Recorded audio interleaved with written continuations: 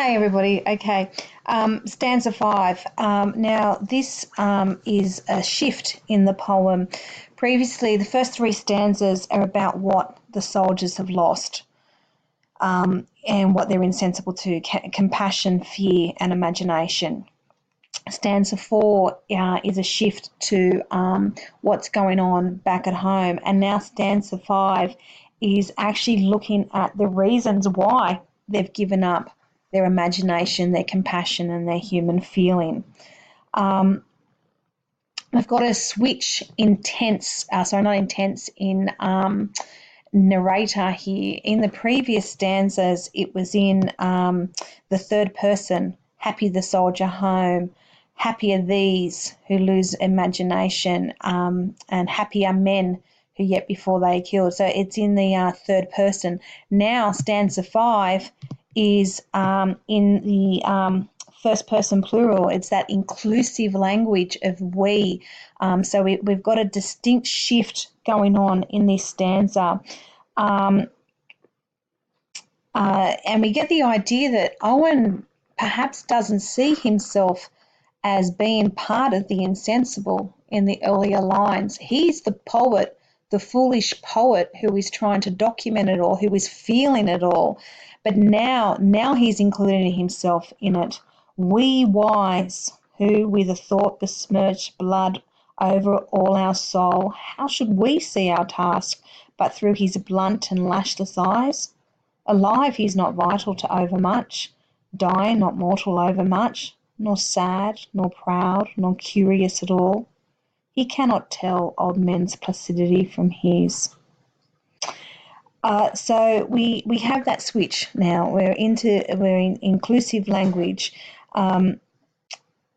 but here he doesn't use the word happy in this stanza or unhappy. So Owen, he's still making himself distinct from the empty happy men of earlier, and now they're wise. He's using the word wise,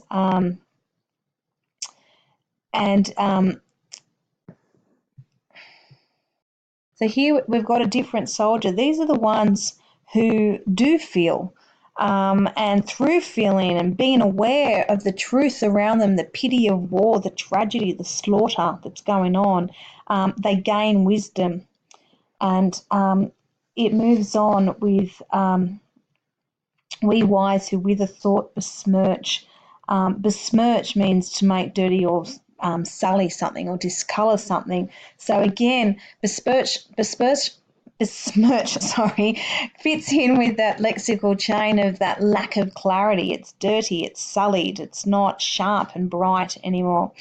But we wise who with a thought besmirch blood over all our soul. Besmirch is also this idea that he's showing a disgust for what's happening, and is a disgust, the dirtiness of the horror of war. And there's this understanding. The word wise implies an understanding as well. And it's an understanding that their soul has been stained with blood. But we get this idea as well that this is a danger of sensibility, the danger of if you actually do allow yourself to feel and have compassion and have emotion, then your soul does become dirtied. And it's the blood of everybody they've killed. And, I think it links there to Strange Meaning, where he's got the play on the lines of the hands being covered in blood, which we talked about in an earlier lesson. But here it's also this dirtiness of the soul that has happened. It's the blood of the men they've killed, the blood of the soldiers around them, and it's linking their own blood with the soul as well. And then the blood metaphor continues.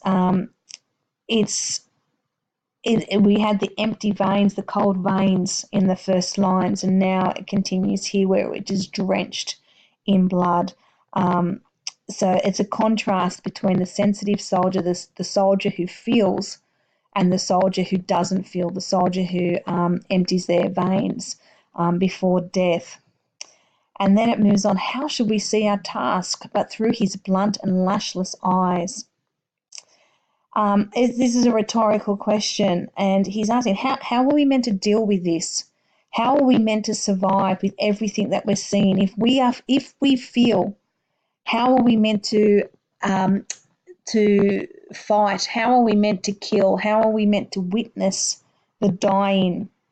So how should we see our task but through his blunt and lashless eyes? Now who's he talking about here? Alive, he's not vital over much. Dying, not mortal over much. It's an ambiguous word, the his. Is he talking about the untrained soldier, the soldier at home, who is singing in the march, the soldier up here in stanza 4? Is he talking about this soldier? Quite possibly he is. And so here, through his blunt and lashless eyes, this is this idea of the innocent, these little eyes that are so far wide open that we're not seeing the lashes. His vision has not been blurred yet by the truth and pity of the war. And so it becomes a metaphor as well. Blunt suggests something numb. And lashless, again, when your eyes don't have lashes, there's like an insensitivity there, I suppose, so a lack of sensitivity. And then we have alive. He's not vital over much. We get the idea that the soldier that is insensible, the soldier without the emotion, is alive, but vital. Vital is a word for life as well, but it's when we're vital, we're full of life, we're full of energy. So these two words link together. He's not vital over much. He's not living. He's not really living at all. Dying, not mortal over much. And here it goes the other way. If he's not living, he's alive, but he's not living. He's dying, but he's not mortal, because he's already dead. The soldier who is insensible is already dead before they are physically dead, because he's neither living nor dying. They're very, very powerful lines, very sad lines. Okay, then nor sad, nor proud, nor curious at all. Okay, so we've got the repetition of nor, the anaphora there, or anaphora there, nor sad, nor proud, nor curious at all. And it's this is the problems with becoming insensible.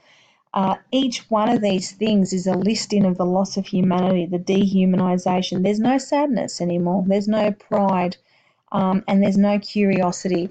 The curiosity belongs to this soldier up here, the one in stanza 4, who's at home and singing along the march. Here, the curiosity is gone, and it contrasts with the wide eyes, the lashless eyes up here. He cannot tell old men's placidity from his. So here, this his is about the insensible soldier. Notice how smaller the lines are getting here as well. We've got this definite break in rhythm happening, and it's shrinking in on itself like the heart that's small drawn up in stanza 3. Here. So the heart remains small drawn, and now everything's shrinking back in on itself, and that lack of clarity is coming back. So this diminishing of the lines, this break in the rhythm, and this shrinking also suggests the process of the loss of the humanity, the diminishing humanity, and how it's disappearing. And this loss of emotion. And an old man's placidity from his. Again, this is the loss of youth. This links nicely with Dulce Decorum Est and that loss of youth, and also with futility. This idea that war is futile. These are children, these are young boys who are being killed in the war. It's one of his main themes in his poems, and the idea that the life has been taken. So if you return from war, your life is still taken, because you're going to have that emotional wounds that keep going, those foreheads that from no wounds bleed of strange meeting. So we've got the idea that this soldier who's hardened under the battlefront by losing all of his emotion becomes an old man. He's not the vital man who sings along the march and gets excited. He's an old man who is withering away, as we've got in the first stanza. So here we're starting to get an idea of what is being sacrificed, what's being lost. The war is not just about the physical loss of the soldiers. This is about dehumanization. It's about the loss of everything. And so we get the idea, obviously, that the use of the word happiness is obviously used ironically, because anything worthwhile to be happy about has been lost to these soldiers. Okay, stanza 6 and our last stanza. Firstly, we've got the word here, dullards. Dullards are stupid people. And so this particular stanza becomes very forthright in what it's trying to say. He doesn't hold back in this stanza at all. And this stanza becomes a direct attack on those at home. This is like Dulce et Decorum Est, where he's saying, if you could see it, you would not tell that old lie. And here he's really slamming these people at home now for not seeing the truth and the pity of war. So here, cursed are all the people at home who don't understand it. The government, the people in authority who, and here he's but cursed are dullards whom no cannon's done. So he's really talking about the ones who know exactly what's going on and that aren't doing anything anyway. But cursed are dullards whom no cannon stands. So again, we are still mimicking the Beatitudes here, and the illusion keeps going on. But here he's saying they've got no excuse. They know exactly what's going on. They should have compassion. But they don't have compassion. They are stones. They should be as stones. So accursed are dullards whom no cannon stuns, that they should be as stones. So that's a simile. And now it's not the dehumanization of the soldiers. Here we have inhumanity of the generals. Wretched are they and mean. So now Owen is completely reversing the Beatitudes now, and we've gone back into the third person here, and we're talking directly about this group of people. Wretched are they and mean, with paucity that never was simplicity. So paucity is this small amount of something, or a lack of something. So we have with paucity that never was simplicity.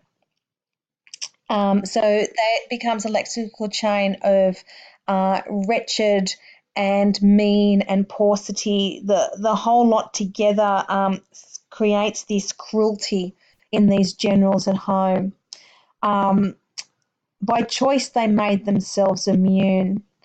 So they've chosen to become insensible. It's not the soldiers. So we've got to contrast. The soldiers are becoming insensible because they have to be able to survive. They have to be insensible. But here he's saying that the generals have actually chosen to be insensible to what's going on.